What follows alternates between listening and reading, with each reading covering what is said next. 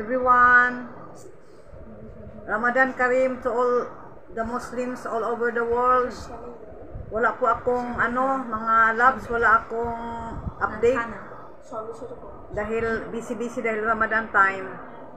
So hindi ako nakapag tapos umalis kami kanina ni Rihanna.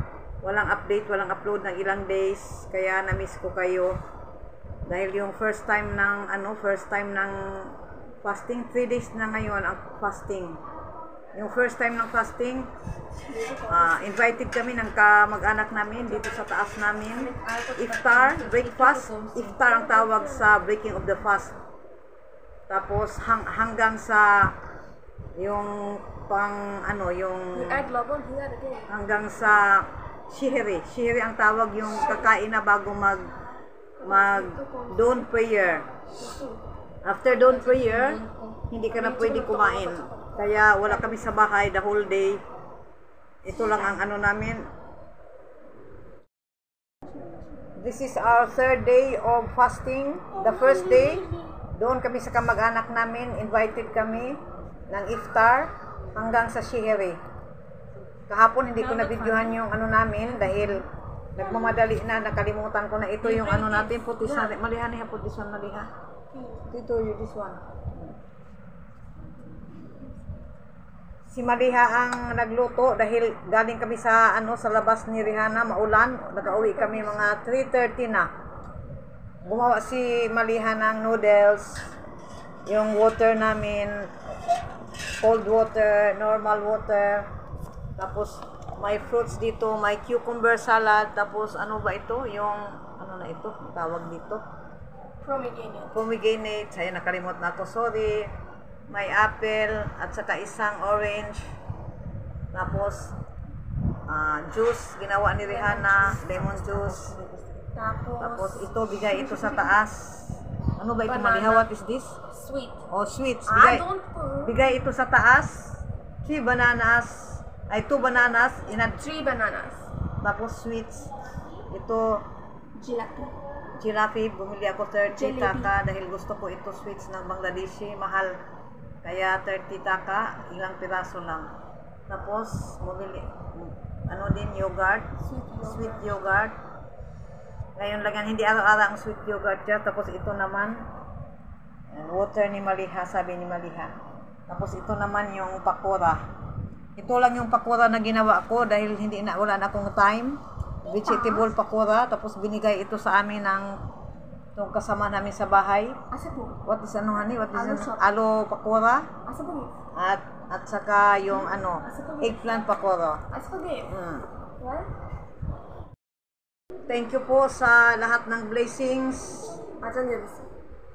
for the food, sa lahat ng mga supporters ko, sa mga support ninyo sa amin. I-pray nyo lang si ate nyo, Bangladeshi, na pagkalooban ang prayers nyo lang sa akin. Hindi ko kailangan yung mayaman ako, may sariling bahay. Ang importante lang sa buhay ko, yung good health namin, good health at saka yung protection sa buhay namin. Yun lang ang need namin. Okay guys.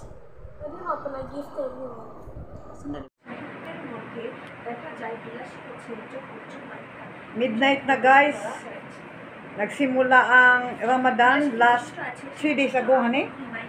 Yeah, last 3 days ago. Since then, talagang full night, walang tulog kami dito sa loob ng bahay, itong mga kasamahan ko.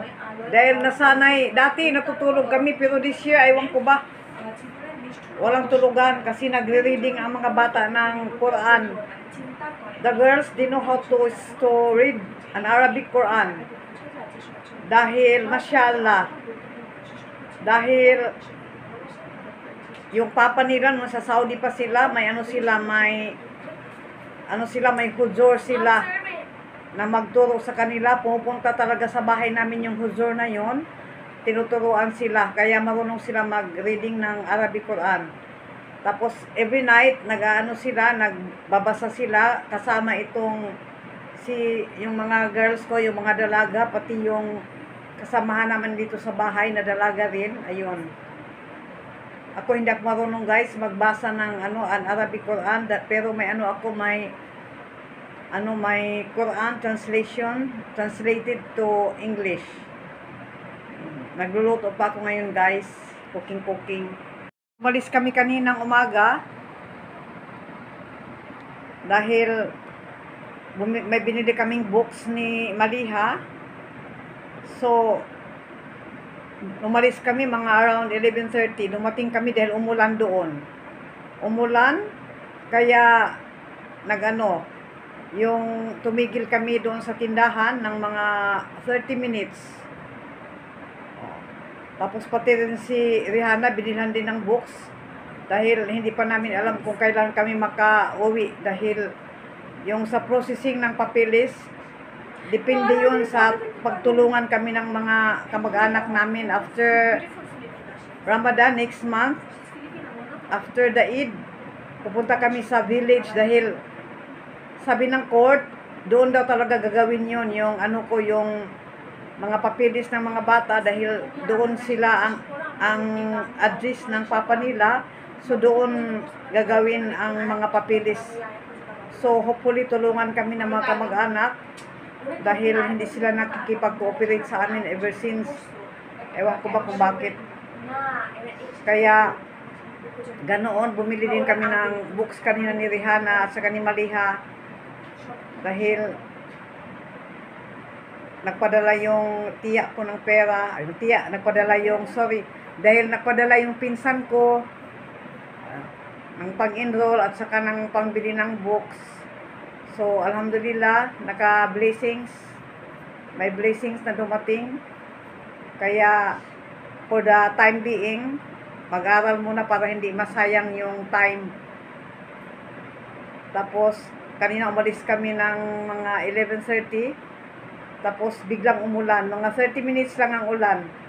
So, tapos na kami bumili ng mga libro. So, nag-upo-upo muna kami doon. Tapos dami naming binili dahil yung sa taas din na yung bagong dating galing ng Saudi na dalaga, binilhan din namin ng books. Ang kakapal pa naman ng mga libro nila. So, ilang days din hindi ako ang lulutuin ko lang ngayon, nagluto ako ng lentil soup. Tapos magtorta ako ng talong. Yun lang ang namin, kainin namin for shihri. Ang shihri guys, you have to eat before the call for prayer. Tapos yung call for prayer, yon? Last na yun ng mga siguro mga what time, honey? Maliha? 5. What time na mag-call for adhan? 4:45. 4:45. So before 4:45, kailangan tapos na ang kain dahil fasting na yon, fasting time na yon until Maghrib time, until 6:05 yata ang Maghrib na yun dahil pataas na. Kaya guys, hindi ako nakapag-upload dahil na-busy dahil Ramadan nga. Wala tayong upload. So, mga ilang days din yata, 4 days din yata walang upload. So, okay. Bye for now. Ingat tayo. Maraming salamat sa mga suporta ninyo. Yung ibang hindi pa na babalikan ko din kayo dahil hindi nga ako, na-busy nga ako dahil Ramadan. So, dati ganitong time ayoko magluto. Itong year lang na ito, nagluluto ako ng ganitong time 12. Dati before mag-breakfast, before the iftar, tapos na yung pang pang dinner namin na for shihri na ulam, tapos na rin yung for iftar namin, for breakfast, na pagkain. Itong 3 days na ito, medyo tinamad ako. Kaya ganitong time sila nagluluto dito yung iba. Yung iba din walang tulog, yung iba natutulog. Okay guys, thank you so much. Ganito lang muna tayo. Ingat-ingat. We love you all. You're the night sky trying to make me see